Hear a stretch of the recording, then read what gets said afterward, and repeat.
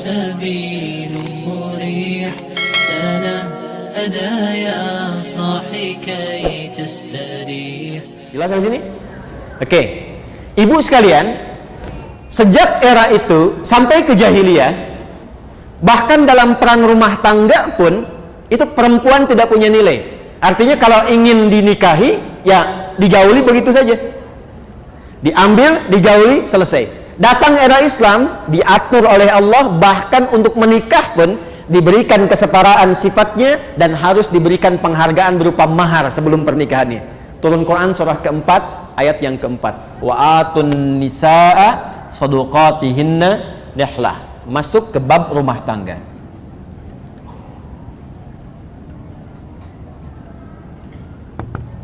Di sini Quran surah keempat ayat 34 dimuliakan. Bentar ya Bu ya, pelan-pelan. Saya mau tanya pada Ibu, Ibu kalau ada anak ingin berbakti kepada kedua orang tua, siapa yang diutamakan terlebih dahulu? Ayah atau Ibu? Ibu. Ayah atau Ibu? Ayah atau Ibu? 3 kali kan disebutkannya. Nabi menyebutkan ummak, baru abah. Para ayah yang di bawah tenang ya, nanti pengajian bapak-bapak saya sebutkan yang lain kisahnya. Lihat sini. Dan di Quran pun begitu. Ketika diminta berbakti kepada kedua orang tua, ibu dulu perjuangan yang disebutkan. Kalau ibu buka Quran surah ke-31 ayat 14. 4. Dalam proses bakti pada kedua orang tua, ibu didahulukan. Quran surah 31 ayat 14 dan Quran surah 46 ayat 15. Wa wassaynal insana biwalidayhi. Di Quran surah Luqman, hamalathu ummu. Pelan-pelan ya. Ibunya dulu. Karena itu komentar sahabat Ali bin Abi Thalib radhiyallahu taala anhu ketika ditanya apa yang dimaksud sabda Nabi ibu disebutkan 3 kali sementara ayah sekali, kata Ali bin Abi Thalib radhiyallahu taala anhu, karena ibu itu, perempuan itu melalui 3 fase yang tidak pernah dialami oleh laki-laki. 1, mengandung. Ada laki-laki yang mengandung? 2, melahirkan. Ada laki-laki yang melahirkan? 3, menyusui, memberikan ASI. Ada laki-laki yang memberikan ASI, menyusui? Tidak ya? Maka ibu disebutkan 3 kali dibandingkan dengan laki-laki 1 kali. Dari semua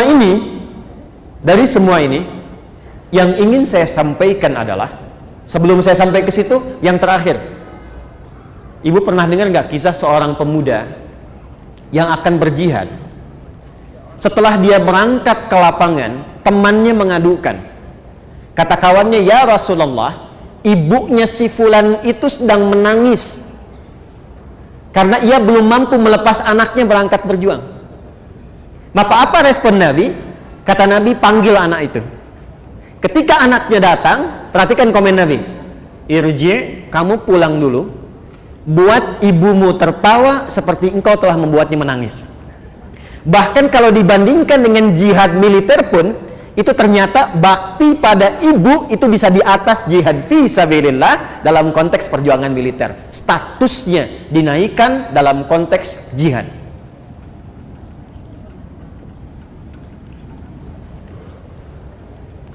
Saya mau tanya begini. Dengan semua uraian ini, perempuan mulia tidak? Mulia. Baik, istimewa tidak? Istimewa. Jadi ketika perempuan itu nilainya dipandang rendah di masa-masa itu, sampai ke era jahiliyah, itu kasusnya satu persatu dirinci oleh Allah, diturunkan ayat dan dirubah, dibalik cara berpikirnya. Yang tadinya nggak dapat warisan, turun ayat tentang waris.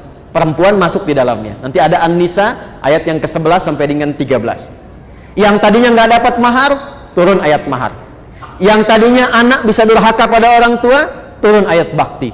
Hampir semua ayat-ayat yang turun tentang perempuan mengangkat derajat perempuan yang sebelumnya direndahkan di kalangan manusia. Paham sudah sampai sini? Kesimpulan terbesarnya adalah pertanyaan. dari semua apa yang Allah berikan ini, artinya apakah Allah sayang atau tidak pada ibu? Kita harus sepakat dulu ya. Saya ulang nih, Allah sayang atau tidak? Baik. Kalau Allah sudah sayang, kenapa hamba yang disayang itu berpaling darinya? Itu poinnya. Ibu kalau sayang pada anak, sayang tidak, Bu? Saya ulangi, sayang atau tidak? Sayang atau tidak? Kalau anak yang ibu sayangi durhaka kepada ibu, apa respon ibu? Oh. Jadi kesimpulan terbesar dari sini, artinya yang ingin saya katakan dari panjang lebar saya uraikan, Allah menyayangi hambanya dan termasuk di dalamnya perempuan. Mau sifatnya sebagai seorang anak, istri, ibu, nenek, dan semua sifat-sifat yang lainnya. Sepanjang dia perempuan, dia tidak keluar dari nilai dan kasih sayang Allah Subhanahu wa ta'ala yang disebut dengan rahmat tanpa batas itu. Baik. Nah, ini pembuka yang kedua. 3. Kita belum masuk intinya ya, Bu ya. Saya mau turunkan dulu untuk cara berpikirnya. 3. Karena Allah sayang, Allah tidak membiarkan keistimewaan ini berkurang atau hilang dalam konteks kehidupan perempuan. Karena itulah sejak diciptakan, perempuan dibentuk kesempurnaan yang sama dengan laki-laki, tapi diberikan peran yang berbeda sesuai dengan fitrah hidupnya. Sabilud dumu'i sabilun murih, tanahada ya صاحي كي تستريح